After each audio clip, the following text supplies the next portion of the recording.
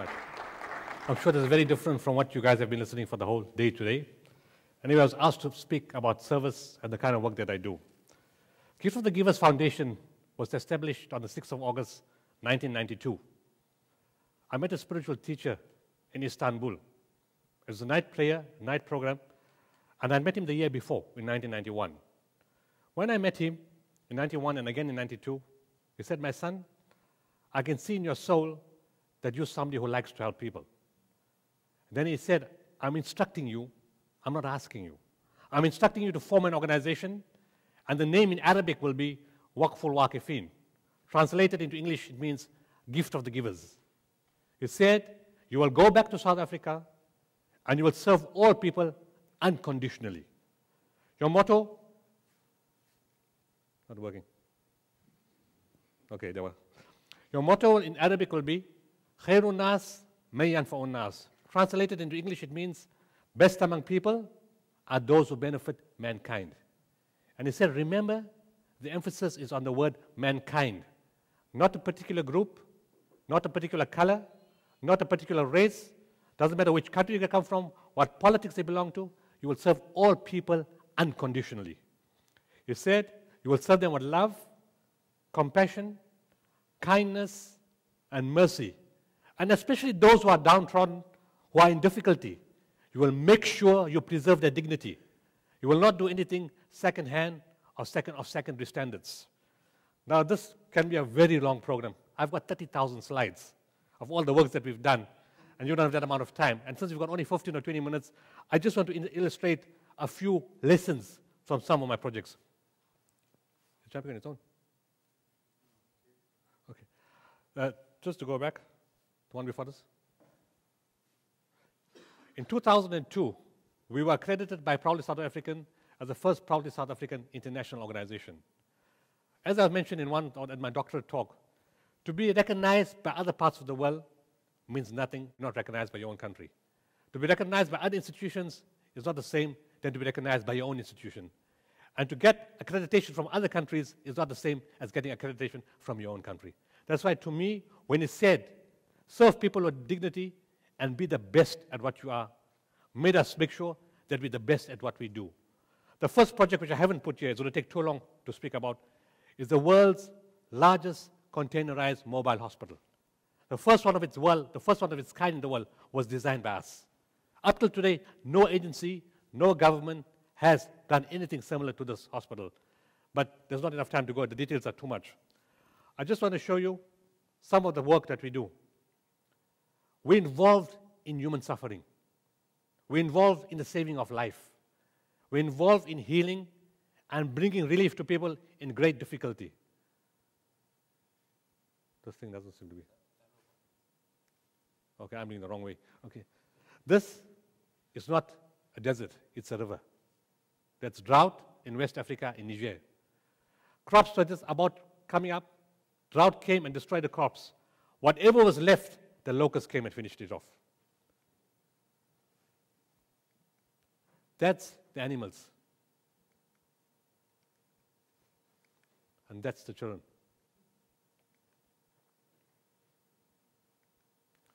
This is what we face almost every day in our work. You have to have strong minds, dedicated people to go across. When we went across here, the people were in great difficulty. One of the things that really affected me in this area was not so much the condition of the people, because I see this every day. What affected me was the political decision that was taken. When I asked them in the main hospital of the area, why are there so few patients in the hospital and not full with kids with famine? They said, and they gave me this answer that shocked me. They said a few months ago, there was a meeting in West Africa, the meeting of ECOWAS, the Economic Community of West African States.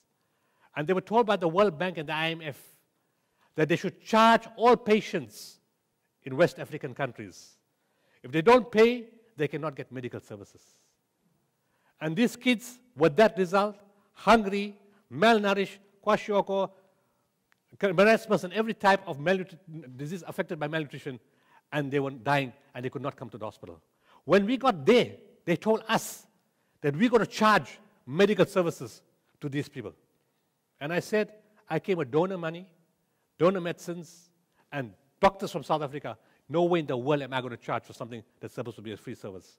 To cut a long story short, I went to the president, I went to the governor of the country, and in 3 minutes, virtually 3 minutes, we changed the law. And we made sure that this took service to the people. 15,000 patients turned up in 3 days. And thereafter, we provided food for another several thousand people. This was the crisis in Niger. We've been involved in 27 countries, but the culmination of all the experience of 27 countries and 18 years of work is this one here, the earthquake in Haiti. It's probably one of the greatest natural disasters of all time. And I say that why? They'll say this is in the top 4 in terms of disasters. To me, it's number 1. And why do I say that? It's a very small country. It only has 9 million people. The earthquake struck 15 kilometers below the surface. If it strikes 35 kilometers or 50 kilometers below the surface, there's a better chance of survival. If it strikes very far away from the epicenter of the city, it's a greater chance of survival. Here, the epicenter was very close to the city. Secondly, it was only 15 kilometers below the ground. Thirdly, the construction was not of good quality because of the engineering and the way cement was used in these buildings. Ordinary mixing was done, no proper strong cement structures. And fourthly, the buildings are virtually on top of each other when they were built. So if you go to Port-au-Prince, you don't see separate buildings. It's like one long building because everything's on top of each other. So if one building goes, it's a pack of cards. Everything goes with it. The loss of life was more than 300,000 in a short space of time. Only 7 on its Richter scale, many countries would survive that. But because of the nature of the country and what the factors I explained, it destroyed everything. It was very, very heartbreaking. When my teams went across, this is what they saw. Not one, thousands like this. The grief, the hardship, the difficulty. I want to say something again that I mentioned at the doctorate speech. A few years ago, I met a Malawian diplomat in Blantyre. And he said, a few years ago, I was at a meeting in Europe. And in that conference for 3 days, they spoke about various things. And he said, do you know that in 3 years, the word Africa, the 3 days, the word Africa was not mentioned once in the whole conference. And he said he was about surprised. They mentioned Australia, New Zealand, Europe countries, America, Middle East, Asia, but the word Africa was not used once. So at the end of the program, after 3 days at the dinner, he asked the convener. He said, you know what, I'm feeling a bit shy, but why did you not mention the word Africa, and why did nobody here mention the word Africa? So he said, do you know what answer he gave me? He said, he told me that Africa is not relevant. But we are partly to blame for that. Because we are always going with a begging bowl. We don't have faith in ourselves. We underestimate our own value. And that's why when I see conferences like this, technology conferences, conferences on health, conferences on engineering, it makes me proud to feel South African. Because we represent Africa, we represent the African continent, and we can do wonders. When I went to the Pakistan earthquake in 2005, there were teams from Europe. And the first question they asked me, what are you doing here? Have you come to fetch something? I said, what do you mean I came to fetch something? He said, you guys in Africa are always asking for something. When this happened, 2005, and after the Malawi diplomat told me, I said to myself, we will make sure that Africa stands out. We will make sure that we will be counted. We will make sure that people will hold their heads high for South Africa. In 2003, the Iran earthquake, we were the first in the world to respond. We were there in less than 24 hours. A year later, the tsunami in Sri Lanka and in Somalia. There were 13 countries involved. Most people responded to Thailand and to Indonesia. I said, no, Sri Lanka does not have much assistance. They don't know what to do. The president of Sri Lanka came on TV saying, we don't have a disaster management plan. We don't know what to do. We don't know how to respond. In 24 hours, my teams were already in Sri Lanka. That was on the 27th of December. On the 28th of December, the president of the country met our teams. Within the first 5 days, we sent in $1 million of aid. I flew in tents from Dubai into Sri Lanka, from India into Sri Lanka, and in Sri Lanka itself, I hired a cargo plane that would take the goods across the broken bridges and broken areas where the roads were not passable anymore. And we saved lots of lives, and we were the first agency in the world to be given land by the Sri Lankan president to set up housing in Sri Lanka, which we did. Coming back to this earthquake, I said it's one of the, the worst one in the world. People say, yes, loss of life is 300,000, and the loss of life in Indonesia may have been 400,000 in the tsunami. But Indonesia is a country of 220 million people. Pakistan, the whole northwest province was gone. An earthquake strikes a city. In Pakistan, it struck the entire region. 400 villages were knocked out. More than 400,000 people died. But in Pakistan, you could bring somebody from Karachi. You could bring somebody from Lahore. You could bring somebody from Rawalpindi. There were other areas from which you could bring people. In Indonesia, there's many islands from which you could bring people.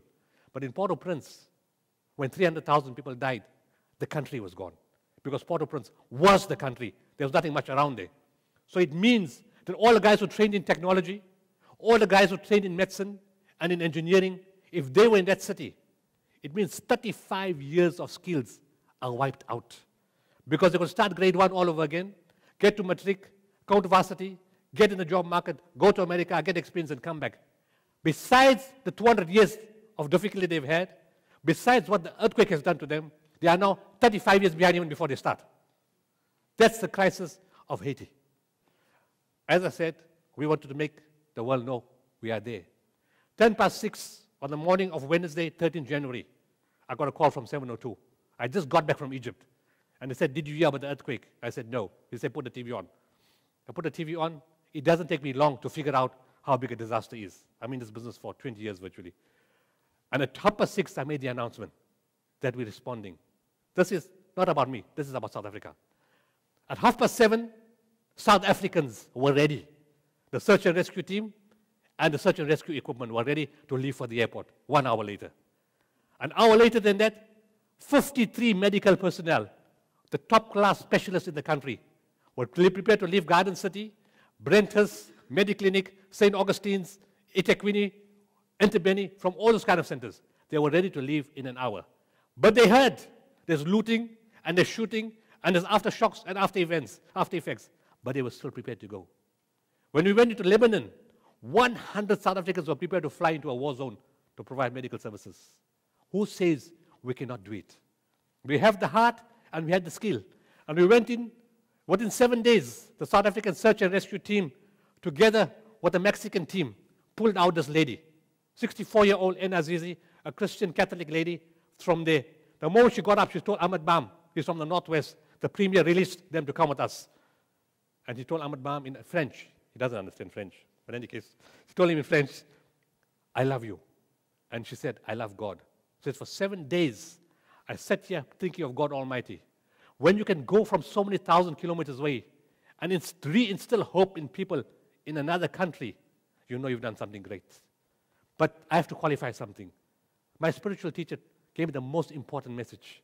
From everything that he told me, the most important message he gave me, he said, my son, remember, and remember this well, that whenever you do something, it is not done by you. It is done through you. The day you forget that, the gift is gone. There should be no inflation of ego, no thinking I did it. Believe me, I have done a hell of a lot of things that even I can't understand how it got done. It's not possible the kind of stuff that we've done. You can get into a country, phone the president of the middle of the night and he responds to you. Cross borders where nobody in the world can cross and you go across. I'll give you one example before I finish off here. When I built the hospital for Bosnia in 1993, it was self-contained for theaters, X-rays, ICUs, burns unit, 28 containers of the state-of-the-art technology which nobody in the world had seen. Even so much so that when CNN went into Mostar on the 2nd of February 1994, they filmed the hospital and showed it to the world and said this South African containerized mobile hospital is comparable to any of the best hospitals in Europe. And he was not talking about container hospitals in Europe, because there is no container hospitals in Europe. He was talking about normal fixed structures. And then this was what we had achieved, and this is one of the achievements. And when we built this hospital, one Tuesday afternoon, I realized, you know what, I've done all this, but there's no theater equipment. Never assume. Never assume they're going to find equipment in another area. Everything is bombed. So I said, let's find equipment. I picked up a few medical surgical companies, I called them. They gave me a cost of what I wanted. Orthopedic set, trauma set, gynae set, general set, all the kind of sets. They said 60,000 Rand in 1993 was a lot of money after you spent 8 million Rand. And I said to myself, this is very expensive. Need money on the other side in case we get stuck, something gets broken down, transport costs, accommodation, bombing areas. We need money for that. We need spare money. I did my afternoon prayer. I went to my post box. I was still a GP, 6.5 years practicing. I went to the post box. All the mail came. There were a whole lot of medical journals, medical company papers. I picked up one paper. Exactly the surgical instruments that I required was in this brochure. So I phoned the company, and I said, I want all these things. They said, 30,000 Rand. So I shouted them. I said, are you giving me plastic? They said, what do you mean? I said, the company quoted me before you was 60,000 Rand. What can you give me for 30,000 Rand? So they said, give me the name of the company. So I told them who the company was. And they said, we supply to that company. Do you know what's the strange thing? 6.5 years, I received brochures from all companies. I never received a brochure from the surgical company in 6.5 years. The day I wanted surgical equipment, it was in a post box. Let me tell you something else. From that day up till today, I've never received a brochure from that company. And everybody else's brochures have still been coming. It's done through you, not by you.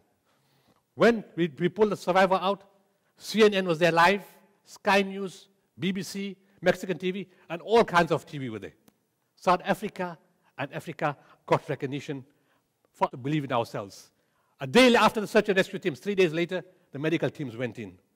And when they went in, they met teams from America, Europe, France, everybody was there. France is part of Europe, but the French and Americans were there at the Seventh-day Adventist Hospital. When they came there, they said, it's not possible to function here. No X-ray machine, no MRI, no equipment. How are we going to survive? So the South Africans said, this is nothing for us. We can manage.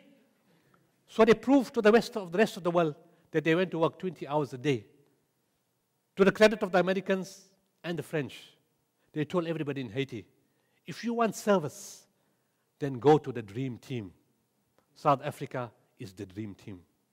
What the Malawian diplomat told me, we corrected many years later in 2010.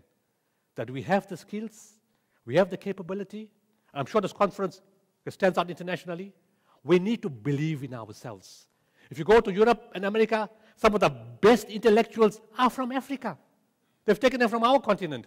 We refuse to believe in our own capability and our expertise. I need you to get this message across. Believe in yourselves. Miracles can be done. Thank you very much.